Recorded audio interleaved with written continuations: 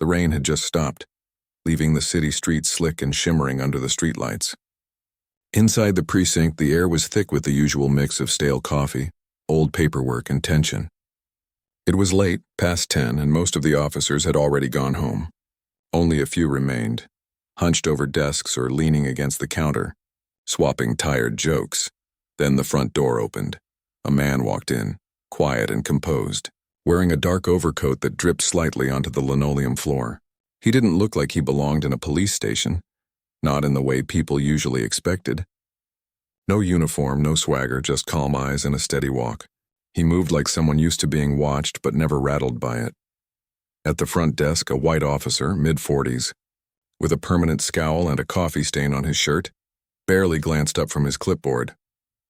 "We're closed to the public," he muttered, voice rough like gravel. The man didn't flinch. "I'm not here as the public." That made the officer look up.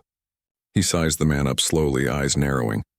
There was something in the way the newcomer stood, shoulders back, chin level, that rubbed him the wrong way. Maybe it was the suit. Maybe it was the quiet confidence. Or maybe it was just a bad day stacking up on an already sour mood. "You lost?" the officer asked, voice dripping with sarcasm. "This ain't a hotel. We don't hand out directions to folks who look like they wandered in from a boardroom." A few other officers nearby paused what they were doing. One stopped typing. Another set down his coffee cup. The air shifted, just slightly, but enough to feel it. The man in the coat didn't react right away. He just stood there calm as ever. Then slowly, he reached into his inside pocket. The officer tensed, hand drifting toward his belt. But it wasn't a weapon the man pulled out. It was a badge. Not just any badge. It was polished, gleaming under the fluorescent lights, stamped with the seal of the city and the words, "Chief of Police." Silence dropped like a stone. The officer's face went pale. His mouth opened, then closed. He looked from the badge to the man's face, then back again, like his brain couldn't catch up with what his eyes were seeing. You can't be," he stammered. "I can," the man said, voice low but firm. "And I am," no shouting. No dramatic music. Just truth, spoken plainly. Behind the desk, the officer's hands trembled slightly as he set down his clipboard. He took a step back, almost stumbling over his own boots. Around them, the few remaining officers exchanged glances, some shocked, some embarrassed, one looking down at his shoes like he wished he could disappear. The new chief didn't gloat. He didn't smirk. He simply tucked the badge back into his coat and said, "I was told to report here tonight for the handover briefing. Is Captain Ruiz still around?" One of the younger officers near the back raised a hand shakily. "She's in her office, sir." "Down the hall. Last door on the left." "Thank you," the chief said, nodding politely. And just like that, he walked past the stunned officer, heels clicking softly against the wet floor. But before he turned the corner, he paused. Not for long, just a heartbeat. Long enough for the officer at the desk to feel the weight of that pause like a question hanging in the air. What now? Then he kept walking. The moment he was out of sight, the room exhaled. Someone let out a low whistle. Another muttered, "Well, that just happened." The officer who'd spoken so carelessly stood frozen, face burning, eyes fixed on the spot where the chief had stood. It wasn't just about the insult. It was about everything behind it. The assumptions, the tone, the years of thinking certain people didn't belong in certain places. And now, standing in the middle of it all, was proof that those old ideas were crumbling. Upstairs, in the captain's office, the new chief met with Ruiz, a woman with silver streaks in her hair and 28 years on the force. She shook his hand without hesitation. "Glad you made it," she said. "We've got a lot to go over," he nodded. "I know, and I'm ready." But even as they sat down to talk about budgets, staffing, and community outreach, his mind kept drifting back to the front desk. Not because he was angry, he'd heard worse, seen worse, but because moments like that weren't just about one person's mistake. They were about a system that let those mistakes happen again and again. He'd taken this job not for the title, but for the chance to change things from the inside. To make sure the next person who walked into that precinct, no matter their skin color, their clothes, or their accent, was treated with dignity from the first second. Outside, the city hummed quietly. Cars passed. A siren wailed in the distance. Life went on. But inside that building, something had shifted. maybe just a little, but enough. Back at the front desk, the officer finally moved. He picked up his coffee cup, then set it down again. He looked around, catching the eyes of his fellow officers. No one said anything. They didn't have to. The message was clear, we saw that. And we're watching what you do next. He swallowed hard. Then, slowly, he straightened his uniform, squared his shoulders, and walked toward the hallway where the chief had gone. Not to apologize, not yet, but to listen, to learn. Because if he didn't start now, when would he? The night stretched on. Papers shuffled. Radios crackled. Somewhere down the hall, a printer whirred to life. Ordinary sounds in an ordinary police station. But beneath it all, something new was stirring, something quiet, powerful, and long overdue. And it all started with one man walking through a door and refusing to be invisible. The next morning came in slow, like the city itself was holding its breath. Sunlight filtered through the blinds of the precinct, casting long stripes across the worn-out desks and empty coffee cups left from the night before. Most of the night shift had gone home, replaced by fresh faces. Some curious, some nervous, all wondering what the new chief would be like. He arrived just after 8, this time in uniform. Not flashy, not overdone, just clean, crisp, and commanding in the quietest way possible. He didn't stride in like he owned the place. He walked in like he belonged, like he'd always belonged, and that made all the difference. Word had already spread. By the time he reached the briefing room, every seat was filled. Officers stood along the walls, some with arms crossed, others with notepads ready. A few avoided eye contact. Others watched him like they were trying to figure out if he was real, or just a rumor that had somehow walked through the door. He didn't start with a speech. He didn't stand on a chair or raise his voice. He just leaned against the edge of the table, hands in his pockets, and said, "I know some of you are wondering why I'm here, so let me make it simple. I'm here because this job matters, because the people out there, the ones we swore to protect, deserve better than what they've been getting. No blame. No finger-pointing. Just honesty." A few officers shifted in their seats. One older sergeant cleared his throat but said nothing. The silence stretched, not awkward but heavy, with possibility. Then the chief added, "I'm not here to tear everything down. I'm here to build something better, and I can't do that alone." That was it. No grand promises, no dramatic declarations. Just a quiet invitation to be part of something different.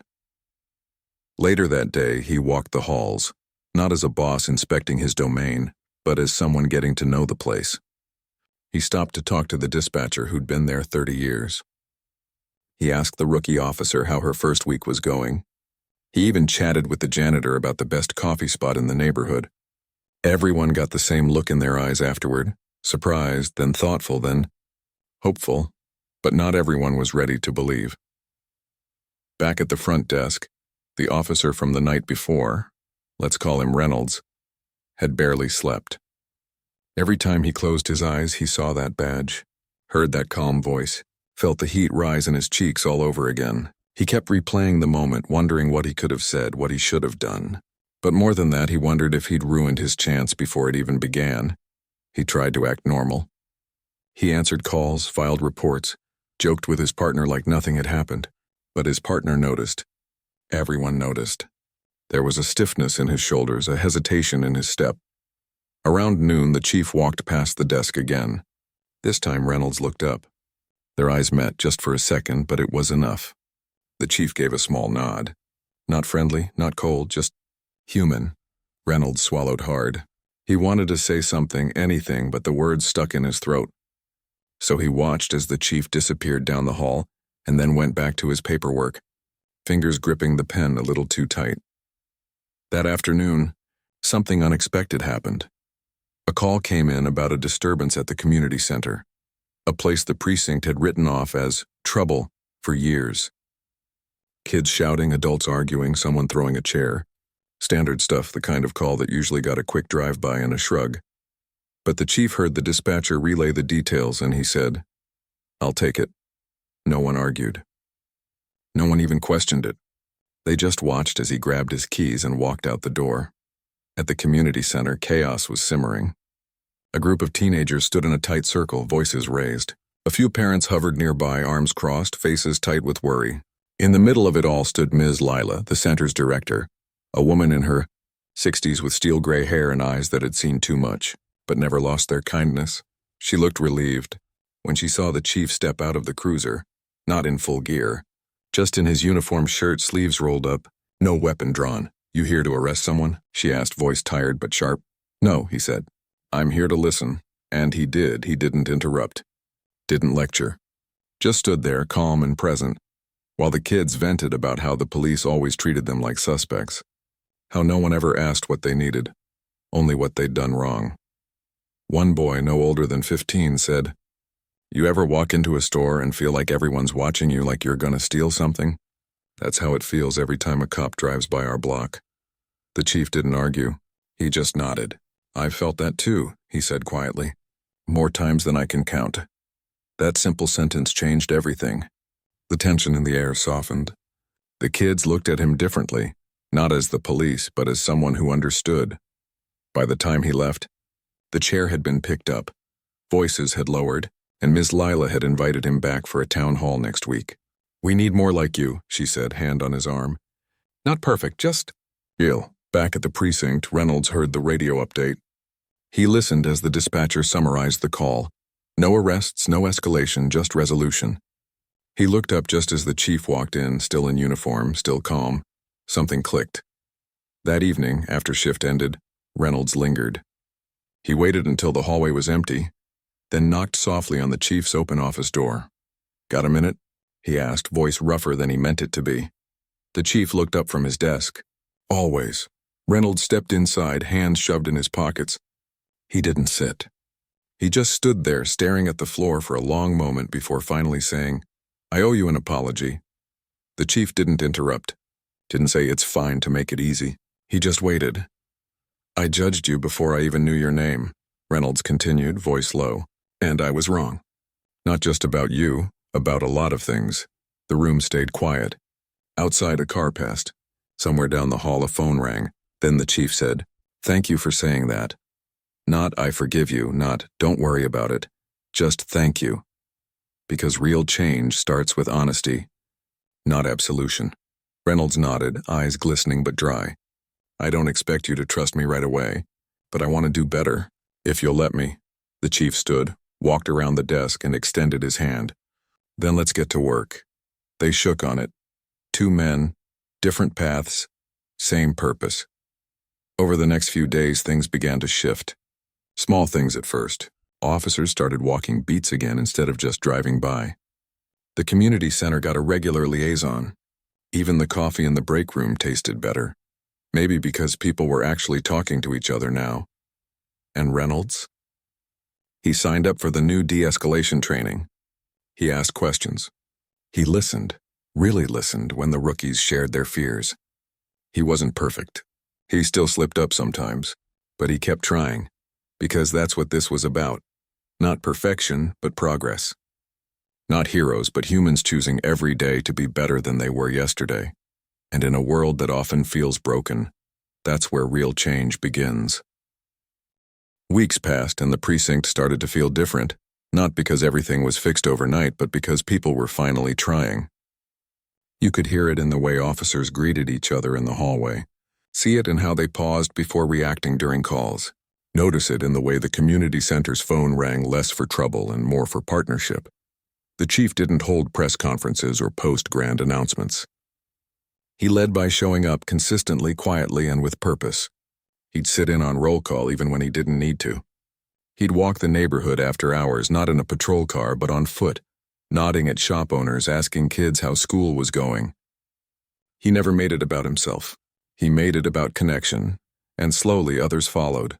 Reynolds became one of the first to volunteer for the new neighborhood outreach team.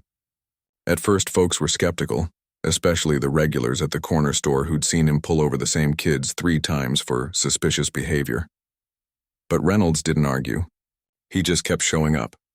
He'd buy a soda, ask how business was, and listen, really listen, when Mr. Chen talked about how scared he was every time a siren went by near his laundromat. One afternoon, a group of teens were hanging outside the basketball court near the community center. They tensed when they saw Reynolds approaching in uniform. But instead of walking past or giving them the look, he stopped, leaned against the fence and said, "Y'all mind if I watch for a minute? Used to play back in the day." One of the boys, tall, lanky, with a faded hoodie, eyed him for a long moment, then shrugged. Suit yourself.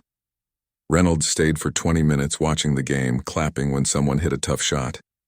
Before he left, he said, "You guys ever need someone to referee or grab extra water bottles, just let Ms. Lila know. I'm around." It wasn't a speech. It wasn't a promise to fix everything. It was just a small act of presence, and sometimes that's enough to start rebuilding trust. Back at the station, the mood kept shifting. The break room, once a place where complaints piled up like dirty dishes, now had a whiteboard where officers wrote down positive calls. The time they helped a lost kid find his mom. The elderly woman they drove home after her car broke down. The neighbor dispute they talked through instead of writing tickets for. The chief never forced it. He just started it. And people followed because it felt real. Then came the night of the storm. Not a hurricane or anything dramatic, just a heavy summer downpour that knocked out power in half the district. Trees came down, wires sparked, streets flooded, and calls poured into the precinct faster than they could answer them. Normally, this would have been chaos. Officers scrambling, radios blaring, tempers flaring. But this time something was different. Reynolds was on duty along with a few others. The chief showed up even though it wasn't his shift. No one asked him to. He just came. "Where do you need me?" he asked the dispatcher, rolling up his sleeves. She pointed to a map on the wall, red pins marking emergencies. The Oak Ridge apartments lost power.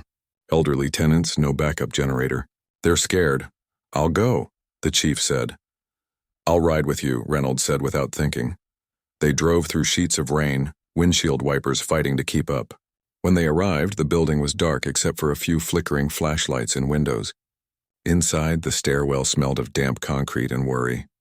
On the 4th floor, they found an older woman sitting in a rocking chair by her door, wrapped in a blanket, holding a photo frame. "My husband's been gone 10 years, she said when they asked if she was okay, "but I still talk to him when the lights go out. Makes it less lonely." The chief didn't rush her. He sat on the step beside her and asked about her husband. Reynolds checked the fuse box, then went door to door to make sure everyone was safe. By the time the power came back on 2 hours later, the woman had shared stories about dancing in the kitchen, about how he used to bring her wildflowers every spring. The chief listened like it was the most important thing in the world. On the drive back, neither man spoke for a while. Rain drummed on the roof. The city lights reflected in puddles like scattered stars. Finally, Reynolds said, "I never thought this job could feel like..." "That, like what?" the chief asked. "Like we actually mattered to someone." The chief nodded. "We always did. We just forgot to show up like we believed it." The next morning, the sun came out strong, steaming the streets dry. At roll call, the chief didn't talk about response times or call logs. He said, "Last night reminded me why we do this. Not for badges or ranks, but for the people who open their doors when the world feels dark."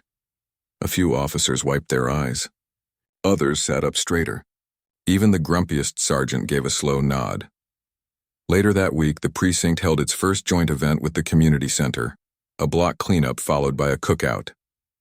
Officers grilled burgers alongside residents. Kids played tag between patrol cars.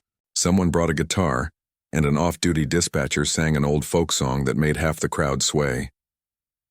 Reynolds stood off to the side for a while, unsure if he belonged. Then a little girl, maybe 6, with bright pink sneakers, tugged his sleeve. "Mr. Officer," she said, holding out a paper plate with a hot dog and chips. "You hungry?" He crouched down. "Yeah," he said, smiling. "I am." She grinned and ran off before he could say thank you. That small moment stuck with him all day. Not because it was big, but because it was ordinary. And that's what they'd been missing. The chance to be part of the everyday life of the people they served, not just the emergencies. As the weeks turned into months, the changes deepened. New recruits were trained differently, not just in procedure but in empathy. Veteran officers started mentoring younger ones on how to de-escalate, how to listen, how to see the person behind the situation. The chief never claimed credit. When reporters asked him about the turnaround, he'd say, "It wasn't me. It was all of us choosing to try," and that was the truth. One evening, long after shift ended, Reynolds found the chief sitting alone on the precinct steps, staring at the streetlights flickering on one by one. "You ever think about how much can change in just a few months?" Reynolds asked, sitting beside him. All the time, the chief said, but I try not to get too comfortable. Change isn't a finish line. It's a habit, Reynolds nodded. I used to think respect was something you demanded. Now I see it's something you earn every single day. The chief smiled faintly. And sometimes it's something you give first, even when it's hard. They sat in silence for a while, watching the city breathe. Cars passed. A couple laughed as they walked by, sharing an umbrella. Somewhere down the block, music played from an open window. It wasn't perfect.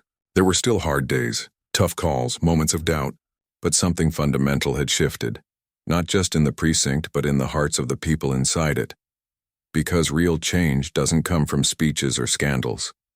It comes from quiet choices, to listen instead of assume, to show up instead of walk away, to believe that people, including yourself, can grow.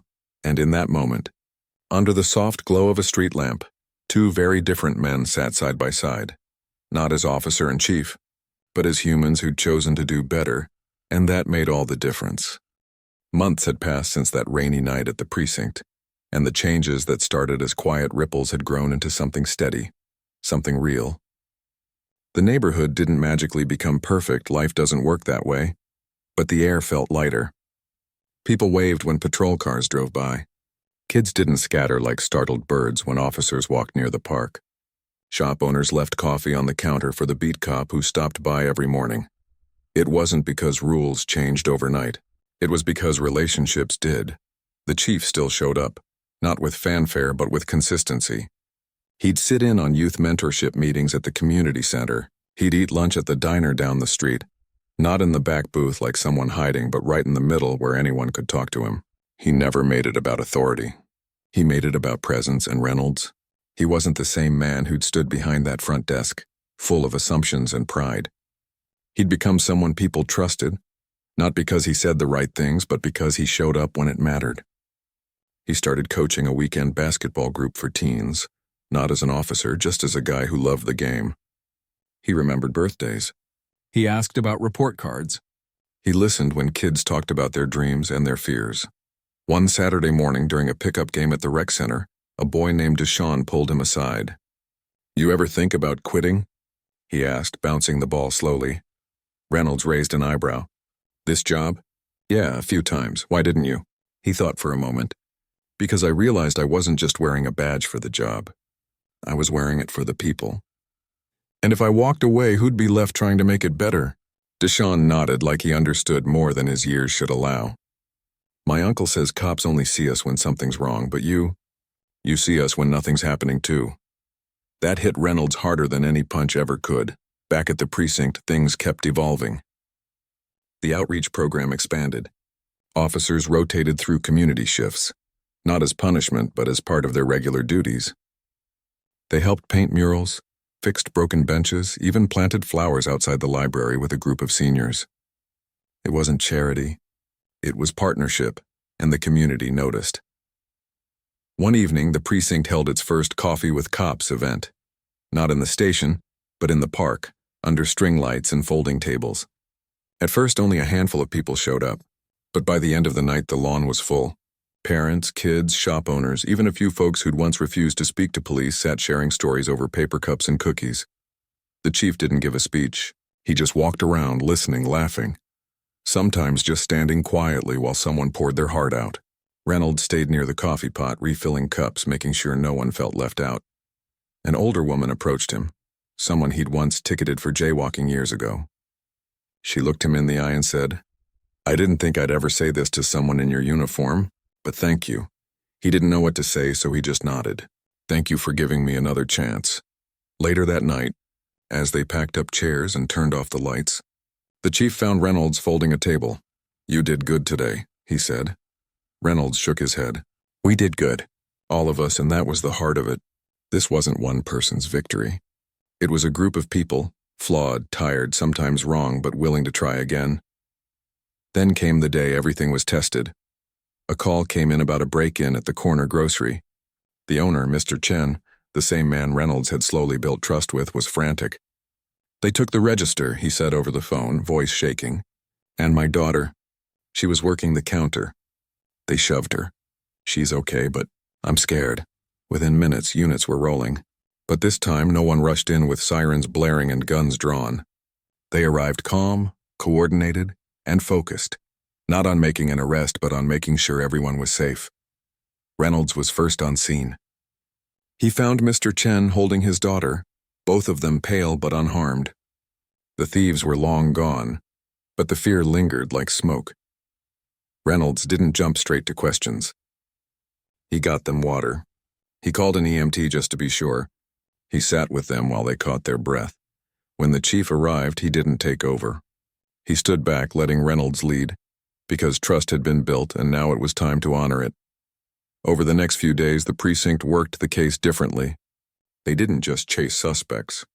They talked to neighbors, reviewed security footage with shop owners, shared updates with the community so rumors wouldn't spread, and within 48 hours they had 2 suspects in custody, not because of force but because someone from the neighborhood came forward with a tip. "I saw them," the witness said, "and I knew you'd handle it right." That phrase, "handle it right," meant more than any commendation ever could. At the weekly team meeting, the chief didn't celebrate the arrest. He said, "What matters isn't that we caught them. It's that someone believed we'd do the right thing enough to come forward. That belief? That was the real win." As summer turned to fall, the precinct became something new, not perfect but purposeful. New recruits were paired with mentors who taught them that listening is just as important as enforcing. Officers started ending shifts by writing down one good thing that happened that day. Some days it was small, helping a lost dog find its home. Other days it was big, talking someone down from the edge of a crisis. But every day it mattered. One afternoon, Reynolds walked into the chief's office holding a thick envelope. "What's that?" the chief asked. "My transfer request," Reynolds said. "From years ago. I found it in an old file. I was going to ask for a move to a quieter district. Thought this place was too much trouble." He set it on the desk. "I don't want it anymore." The chief looked at the envelope, then at him. "Why not?" "Because I finally understand. This isn't a problem to escape. It's a place to belong." They both knew what that meant. It wasn't just about staying. It was about investing, about believing that change was possible, even when it was hard. Later that week, the community center hosted a small ceremony, not for the police, but with them. A mural was unveiled on the side of the building. It showed hands of all colors linked together with the words, "Together we rise," painted in bold, hopeful letters. Reynolds stood near the back, watching kids point to the mural like it was magic. The chief joined him.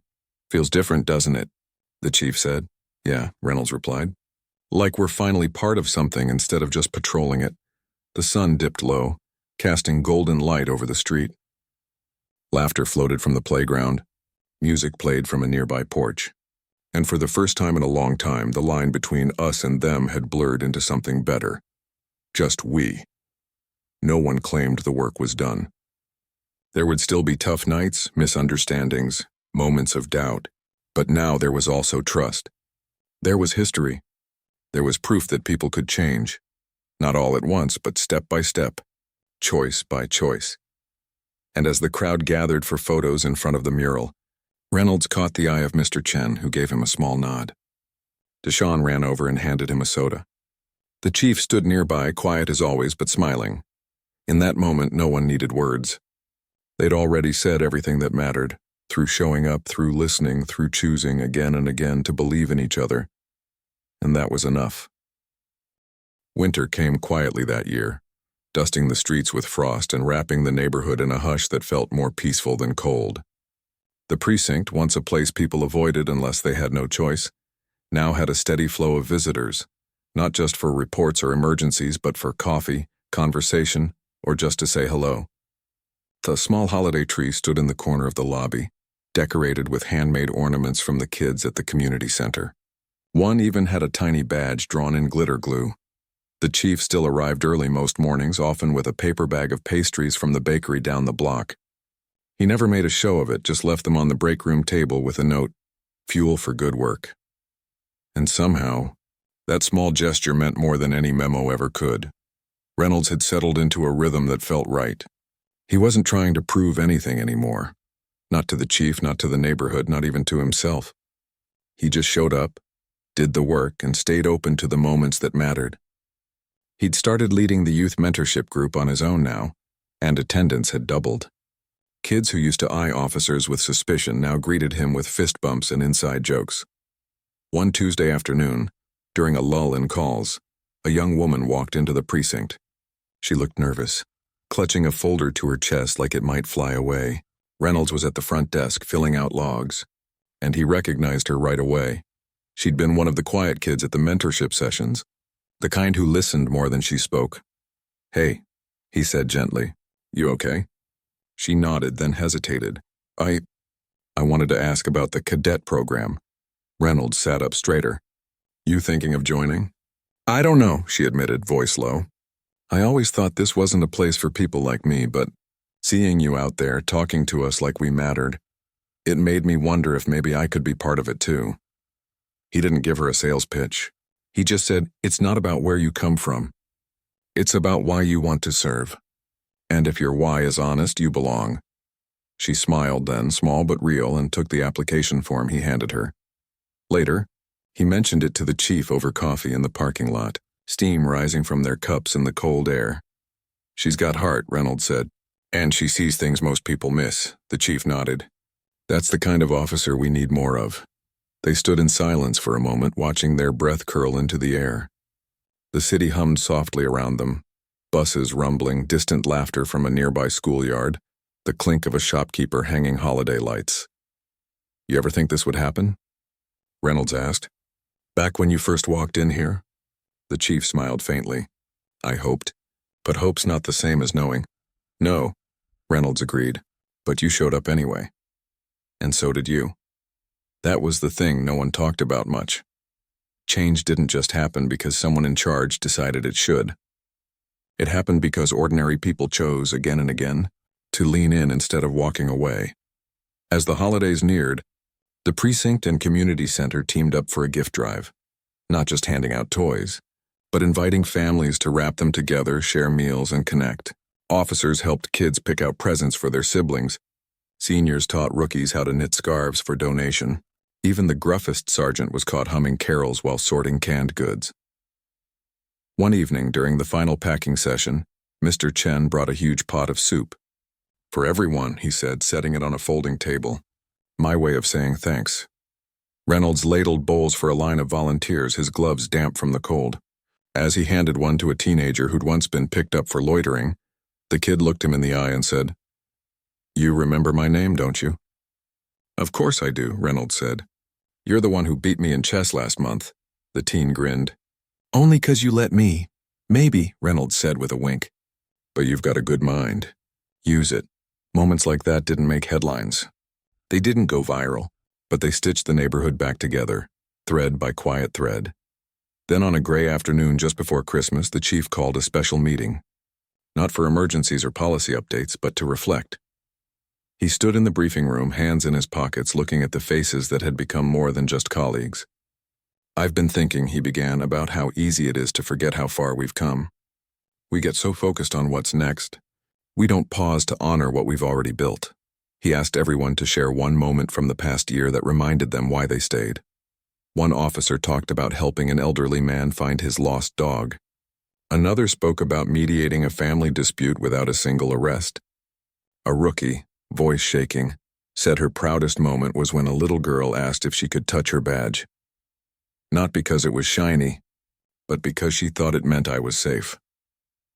When it was Reynolds' turn, he didn't speak right away. Then he said, "Mine was the day I realized I wasn't just wearing this uniform for the job. I was wearing it for the people. And that changed everything." The room stayed quiet for a long time after that. Not out of awkwardness, but out of respect. Later that week, the chief received a letter from City Hall. It wasn't a reprimand or a budget cut. It was an invitation to speak at a national conference on community policing. They wanted to know his secret. He showed the letter to Reynolds over coffee. "What are you going to tell them?" Reynolds asked. "That there is no secret," the chief said. "Just showing up with your whole heart even when it's hard. And trusting that people will meet you halfway if you give them the chance." Reynolds chuckled. "Good luck getting them to believe that." "They will," the chief said. "Because we've got proof," and they did. Not in reports or statistics, but in the way kids waved when patrol cars passed. In the way neighbors now looked out for each other. In the way the precinct felt less like a fortress and more like a home.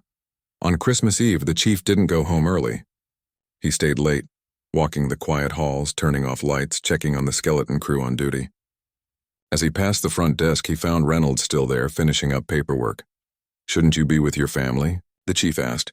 "They're waiting," Reynolds said, smiling. "But I wanted to finish this. Feels wrong to leave the year with loose ends." The chief nodded. "Mind if I sit for a minute?" They sat in comfortable silence for a while, the only sound the hum of the heater and the occasional car passing outside. "You know," Reynolds said finally, "I used to think leadership was about being in charge. Now I see it's about being present." The chief looked at him. "You've become a leader yourself." Reynolds shook his head. "Nah, just a guy trying to do better." "Sometimes," the chief said softly, "that's the bravest thing anyone can be." Outside, snow began to fall, soft, slow, and steady. It covered the streets, the rooftops, the patrol cars parked in neat rows.